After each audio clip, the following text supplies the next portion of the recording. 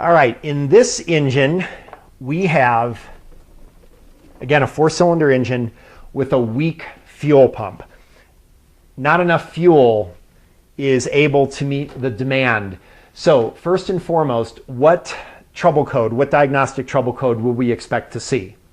And most likely, we're likely to see, again, an 0171. Again, 4-cylinder engine here, lean condition. Now, let's say that, just real quickly, this was a V6 engine.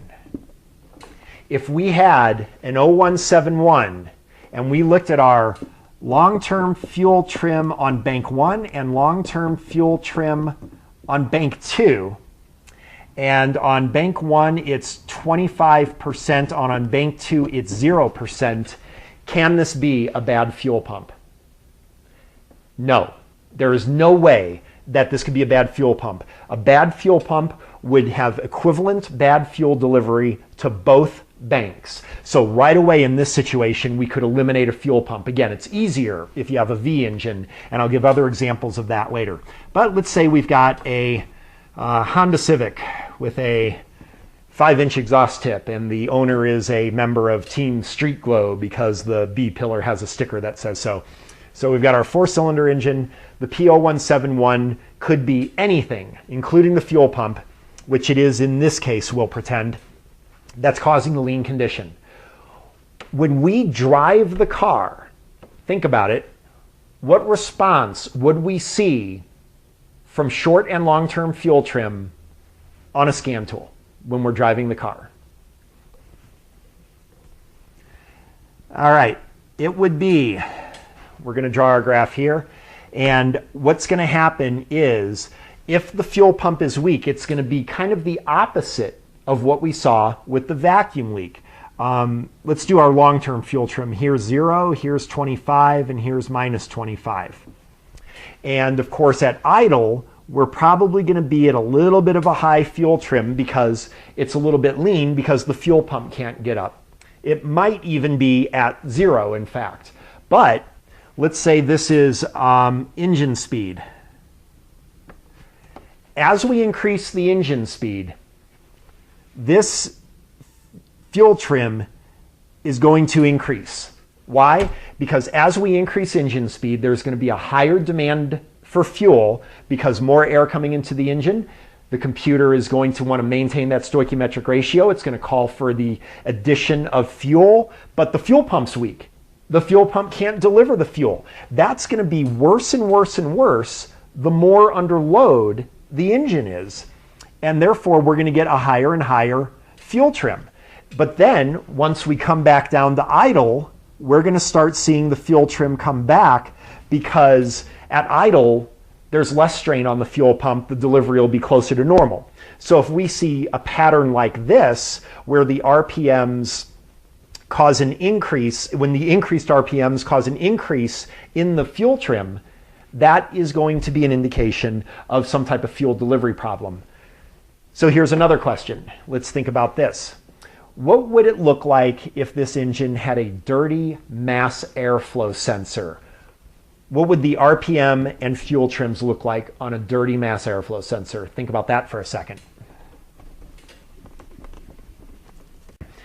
Air comes through the mass airflow sensor. The mass airflow sensor meters the amount of air coming in.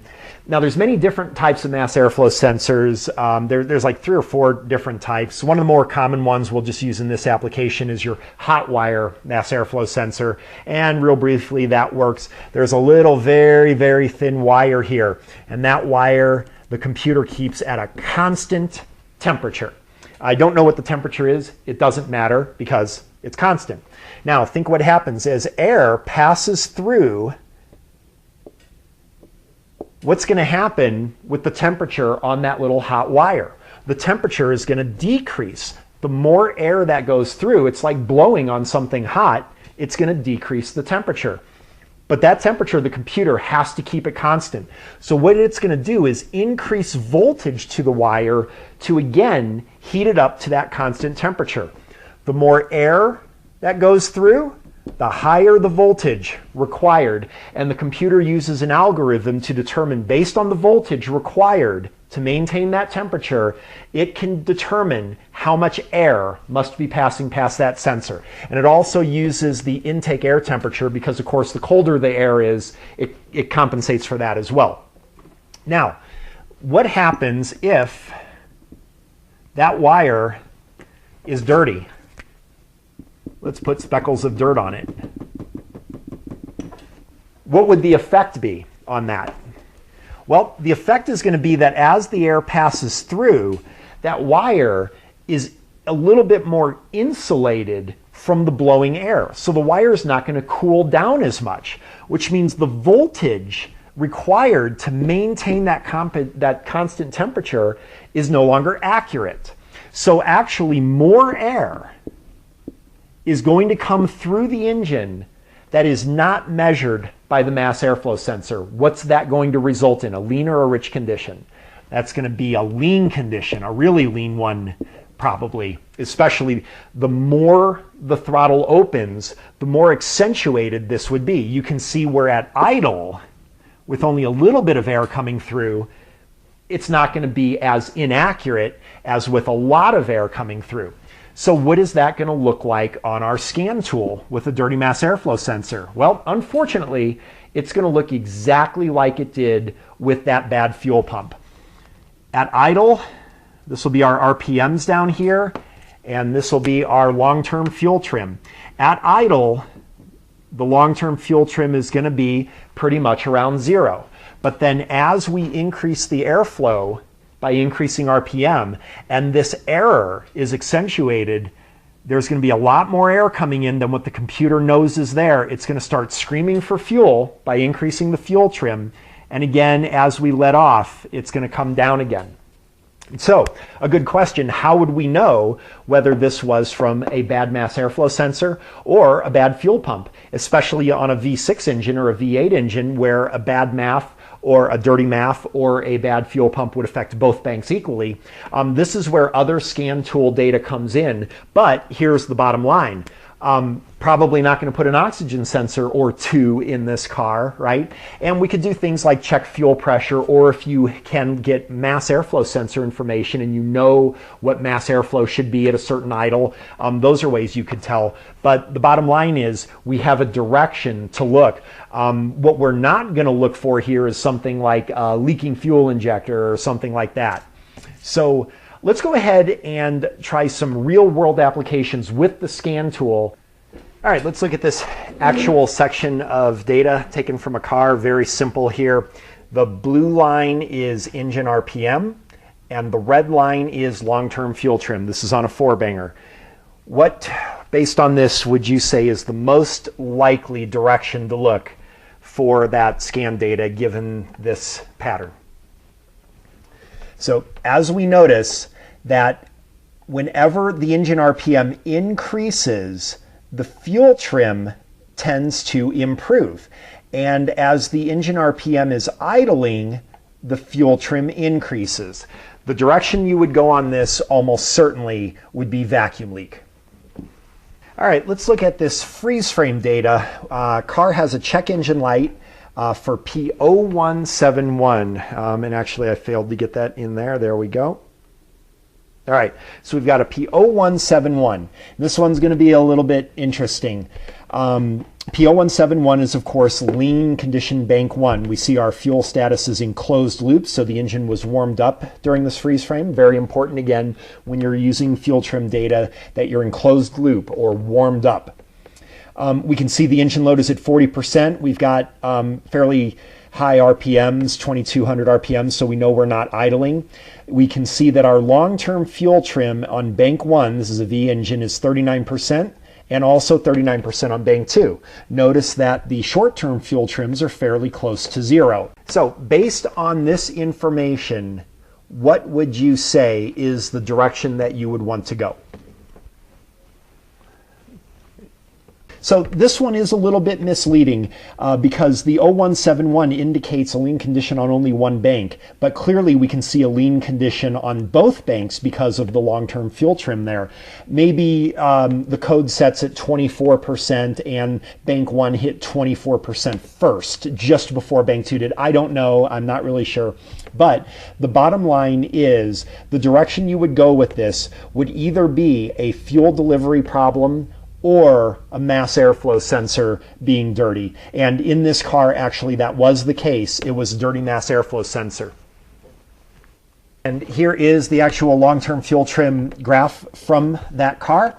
Unfortunately, I forgot to include on this engine speed, but basically what's happening is the long-term fuel trims on both banks, bank one is red, bank two is green, the long-term fuel trim on both banks is screaming high whenever we step on the pedal.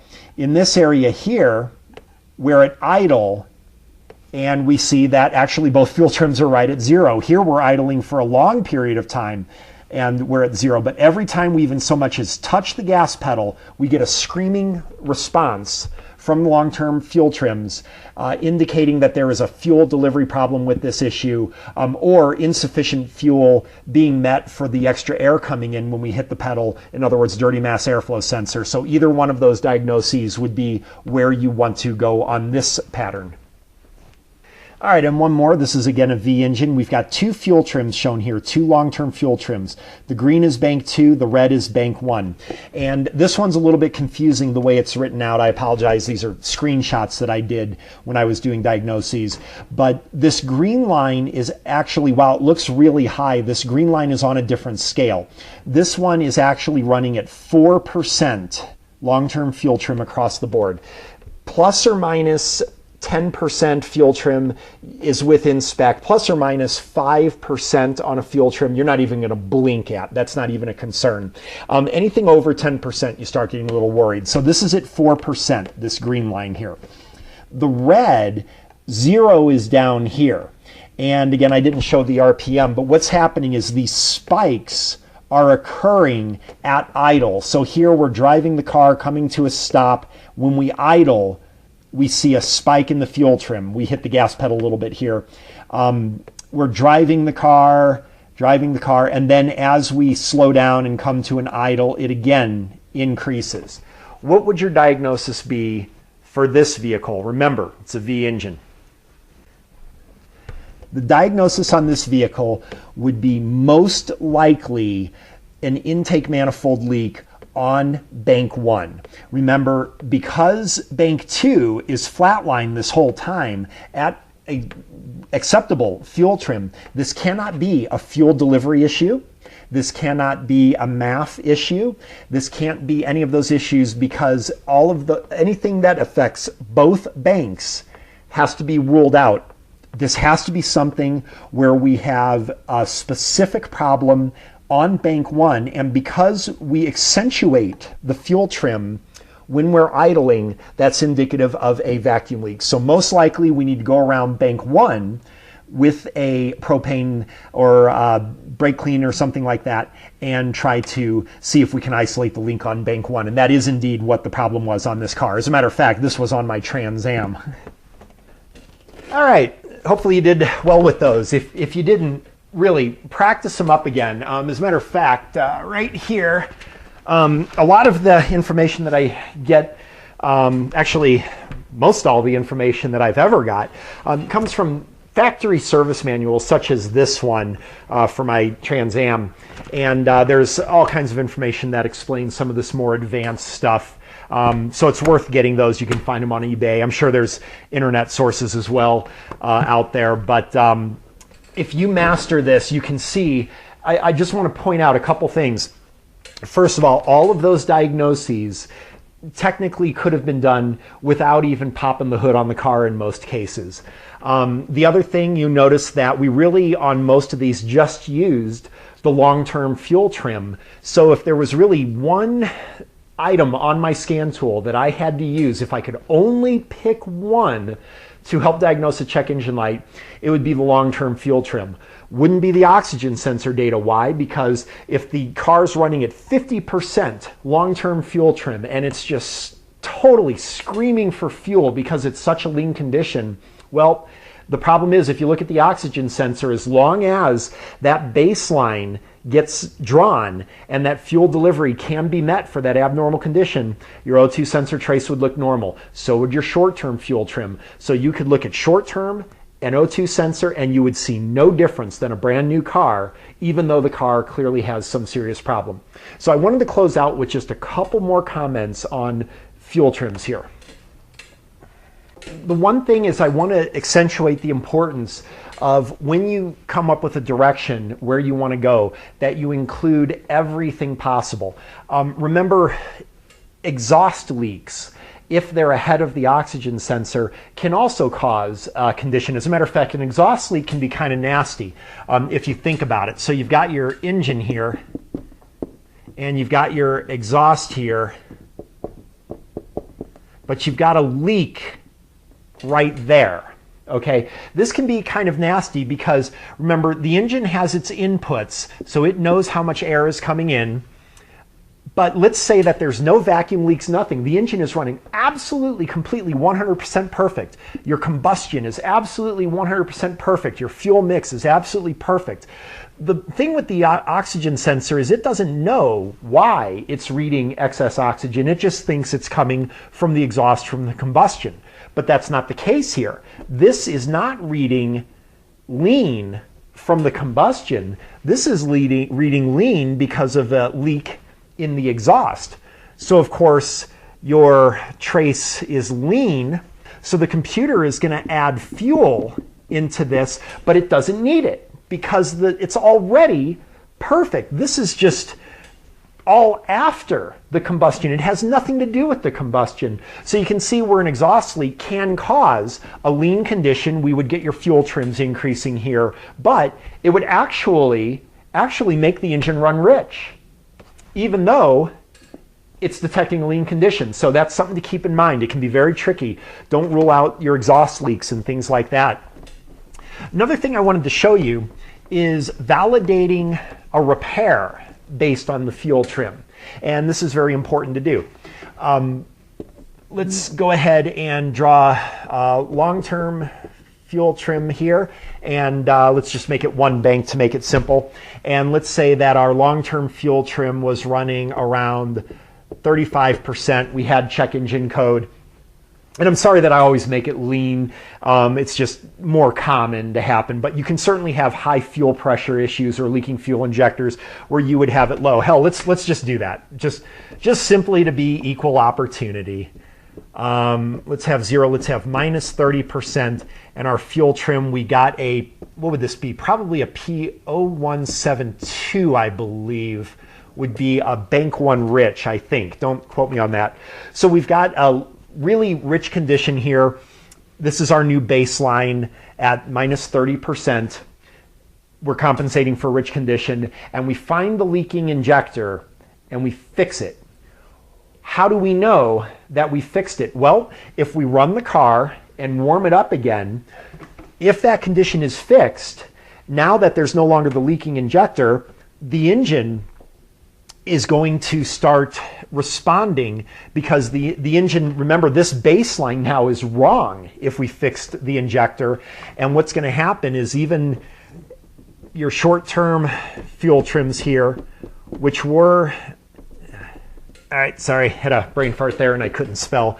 But remember, your short-term fuel trim would be running again around 0 because it's following that baseline of 30% less fuel added, the less fuel added to compensate for the leaking injector. But we fixed the leaking injector. So this baseline is no longer accurate. And what's happening is the engine is delivering 30% less fuel than required now that the system is fixed. So that's going to create a really lean condition. So what's going to happen is this short term is going to start screaming lean like that, and it's going to start pulling up eventually this long-term trim again.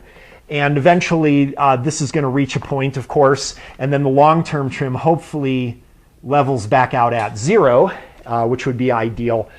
But when we start seeing the fuel trims improving after a repair, that's a great validation that you've made the repair correctly.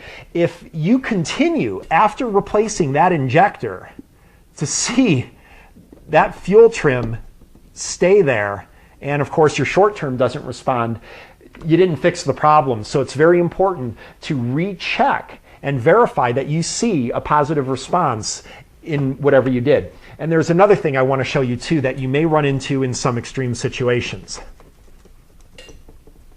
Let's make a hypothetical situation here. Let's do a freeze frame. Let's go ahead and do it on a 0171 and 4 to give equal representation to our V engine brothers. And we see the following data. I'll pause while I write this. Okay, so let's say we catch this freeze frame data, and let's go ahead and put that this occurred at idle just to make it simple, but it's not really important at this point. So what we've got is long-term fuel trim bank 1, we're reading 55%. That's pretty high.